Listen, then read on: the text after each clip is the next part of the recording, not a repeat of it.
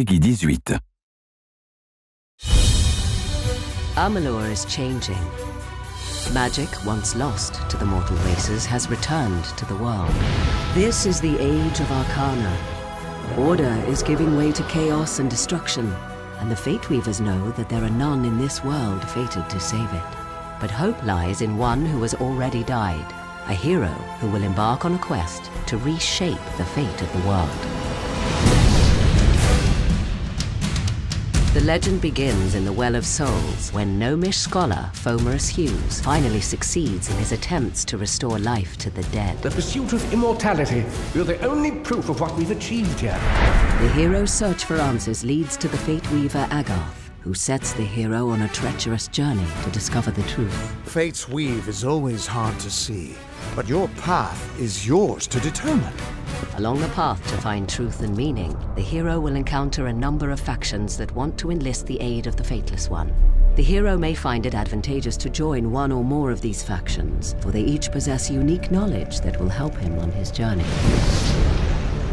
On the surface, the Travelers are a free-roaming society of entertainers and nomads living a carefree existence on the open road. Ain't no worries in Star Camp. Travelers are the way life should be for a bloke in these lands. However, they are from a lineage of the finest thieves that ever walked Amalur, and becoming one of the Travelers allows the hero to buy and sell stolen goods, as well as delve into the fine arts of stealth, crime, and subterfuge. I can part with the daggers for half of what I was asking. I'd rather not get on the bad side of the Travelers.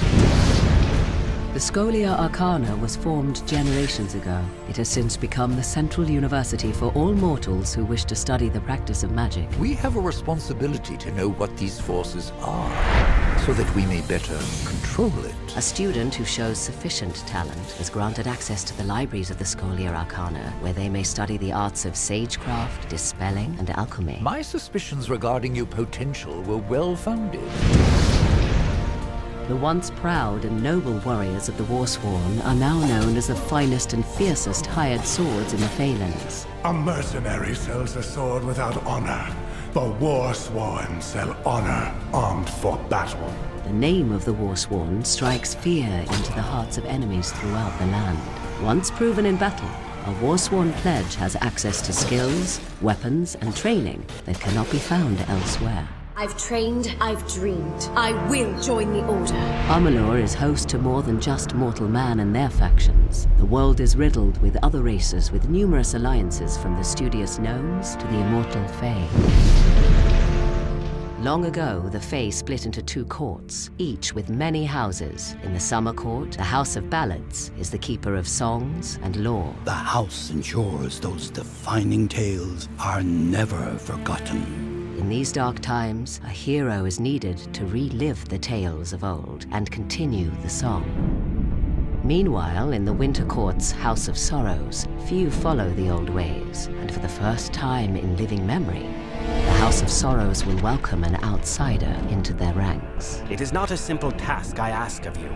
We need someone who understands that. But even the immortal Fae are helpless against the forces that are rising in Amalur. A twisted new sect from within the Winter Court, the Tuatha.